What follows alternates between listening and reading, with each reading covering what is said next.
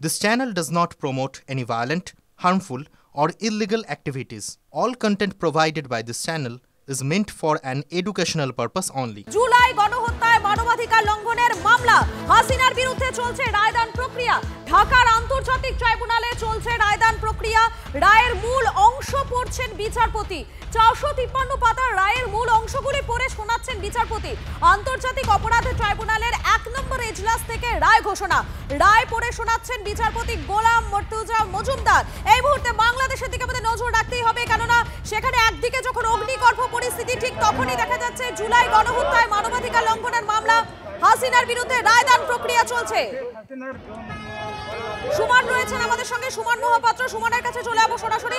সুমন, এই মুহূর্তে রায়দান প্রক্রিয়া ঠিক কতদূর এবং তোমার কাছ থেকে জানতে চাইবো ঠিক কোন কোন বিষয়গুলো নজরে রাখছেন এই মুহূর্তে? দেখো, আন্তর্জাতিক অপরাধ ট্রাইব্যুনাল তাদের যে 1 নম্বর এজলাস, সেখান থেকে কিন্তু মামলার রায় ঘোষণা চলছে। মামলার রায় ঘোষণা করছেন মর্তুজা মজুমদার, গোলাম মর্তুজা মজুমদার। তার সাথে সাথে কিন্তু তোমাকে বলে রাখি, ইতিমধ্যেই রাজসাক্ষী ফরমার আইজিপি মামুন, তাকে কিন্তু নিয়ে আসা হয়েছে এবং তার সাথে সাথে এই জুলাই অভ্যুত্থানের সময় যারা মারা গিয়েছিলেন তাদের পরিবারকে আনা হয়েছে।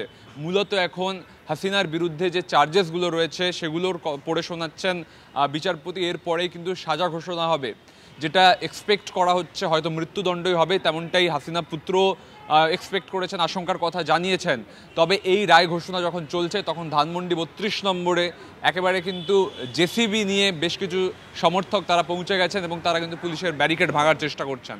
গতকাল রাত থেকেই কিন্তু ঢাকা উত্তপ্ত, তার সঙ্গে সঙ্গে গোটা বাংলাদেশের বিভিন্ন প্রান্তে কিন্তু গোটা রাত থেকে বিক্ষোভ চলছে। বিভিন্ন প্রান্তে গতকাল রাত থেকে আমরা দেখতে পাচ্ছি দফায় দফায় সেখানে বিক্ষোভ চলছে। সেই ছবিগুলো একটা একটা করে আপনাদেরকে দেখাচ্ছি। যেমন সুমন বলছিল আমাদের প্রতিনিধি যে গতকাল রাত থেকে দফায় দফায় উত্তপ্ত হয়ে উঠেছে বাংলাদেশে। দেখুন, আপনাদেরকে অগ্নিগর্ভ বাংলাদেশের এক একটা জায়গার ছবি আপনাদের দেখাচ্ছি। দেখুন একবার কি পরিস্থিতির মধ্যে, একদিকে যখন রায়দান প্রক্রিয়া চলছে ঠিক তখনই এই মুহূর্তে যে ছবিটা ধানমন্ডিতে, সেখানে ব্যাপক একটা বিক্ষোভ চলছে। দেখাচ্ছি আপনাদেরকে সেই ছবিগুলো, লাগাতার দেখতে পাচ্ছেন বাংলাদেশের সব ছবি সবার আগে একমাত্র টিভি9 বাংলায় দেখাচ্ছি আপনাদের। আমাদের প্রতিনিধি সুমন যেমনটা জানাচ্ছিল যে বাংলাদেশ উত্তপ্ত হয়ে উঠছে দফায় দফায়। সেখানে বিভিন্ন জায়গায় যারা আওয়ামী লীগের সমর্থকেরা রয়েছেন তারা কিন্তু বিভিন্ন জায়গায় বিক্ষোভ দেখাচ্ছেন, বিভিন্ন জায়গায় তারা প্রতিবাদ করছেন এবং সেই ছবিগুলো একটার পর একটা আপনাদের সামনে তুলে ধরছি আমরা।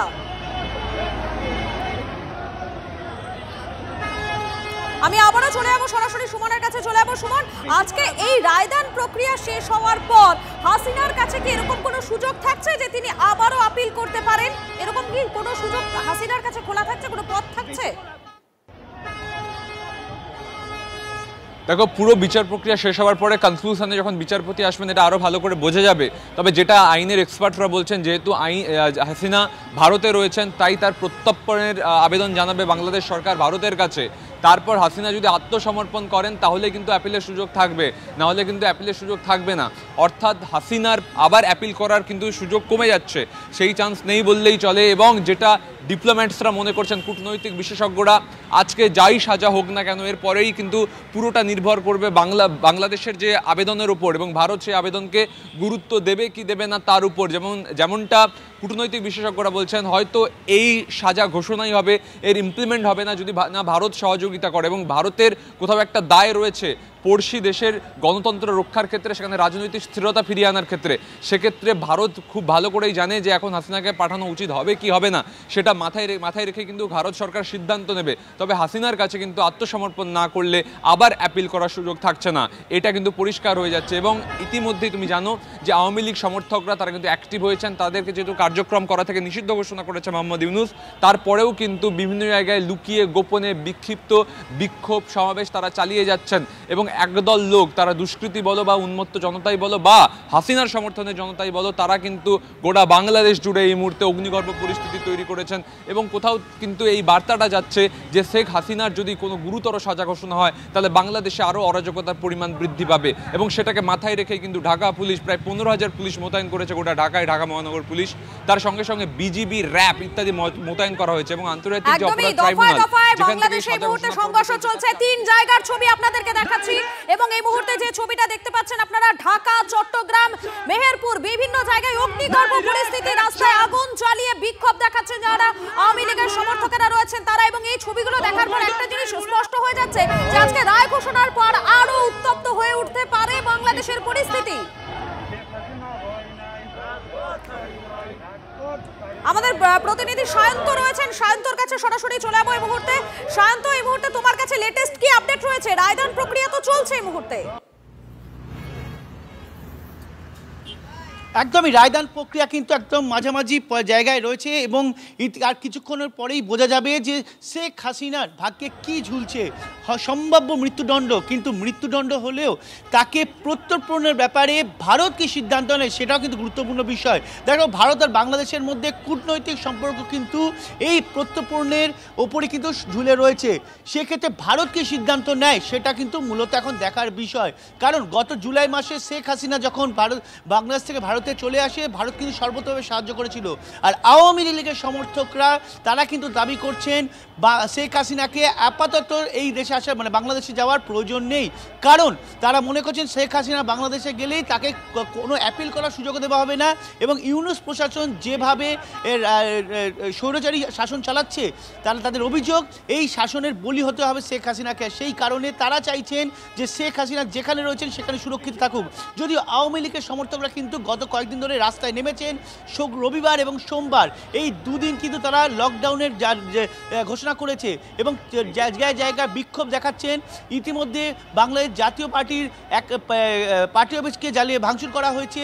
একজন বাংলাদেশের অভ্যন্তরীণ প্রশাসনের একজন উপদেষ্টার তার বাড়ির সামনে ককটেল বিস্ফোরণ করা হয়েছে। জায়গায় জায়গায় ককটেল বিস্ফোরণ করা হচ্ছে।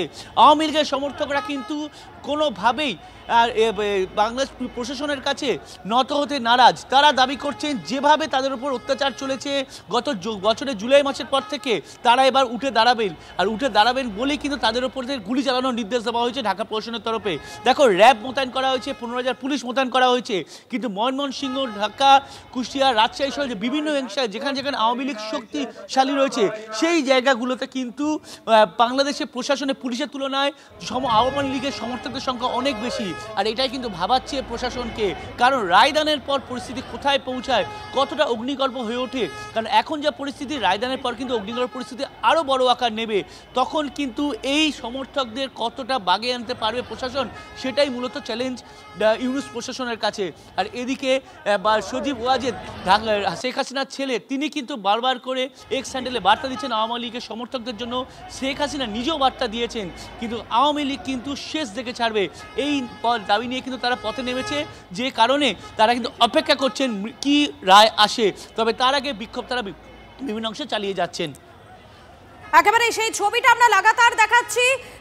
বাংলাদেশে এই মুহূর্তে অগ্নিগর্ভ পরিস্থিতি, সেখানে দফায় দফায় উত্তেজনা রয়েছে, বিক্ষোভ দেখাচ্ছেন যারা আওয়ামী লীগের সমর্থকেরা রয়েছেন তারা।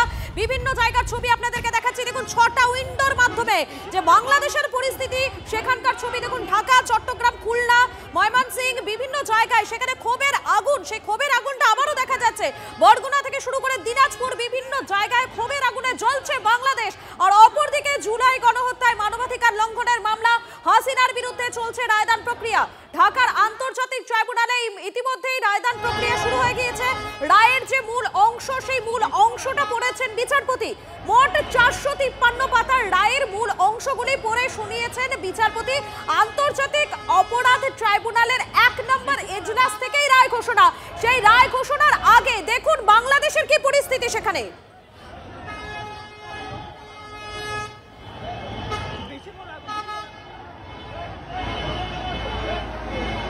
কিন্তু এক্ষেত্রে একটা বিষয় আমাদের উল্লেখযোগ্যভাবে নজর রাখতেই হচ্ছে যে আত্মপক্ষ সমর্পণের কোনো রকম কোনো সুযোগই থাকছে না এই শেখ হাসিনার কাছে। ইউনূসের নির্দেশে সেই দেশে, বাংলাদেশে একটা বিচারের নামে প্রহসন, যে প্রহসনটা এই মুহূর্তে দেখছে হয়তো গোটা বিশ্বের মানুষ।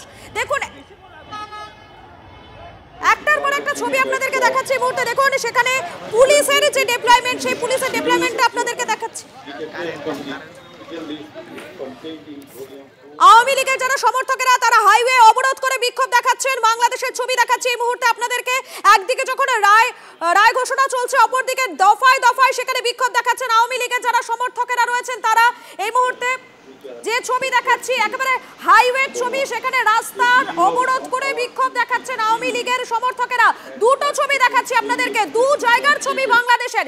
এই ছবিগুলো দেখার পর একটা জিনিস স্পষ্ট হয়ে যাচ্ছে যে বাংলাদেশে যখন একদিকে বিচার চলছে শেখ হাসিনা, ঠিক তখনই অপরদিকে দফায় দফায় বিক্ষোভ, সেই বিক্ষোভের যে তেজ, সেই তেজটা আরো অনেকটা বাড়িয়ে দিচ্ছে আওয়ামী লীগের যারা সমর্থকেরা।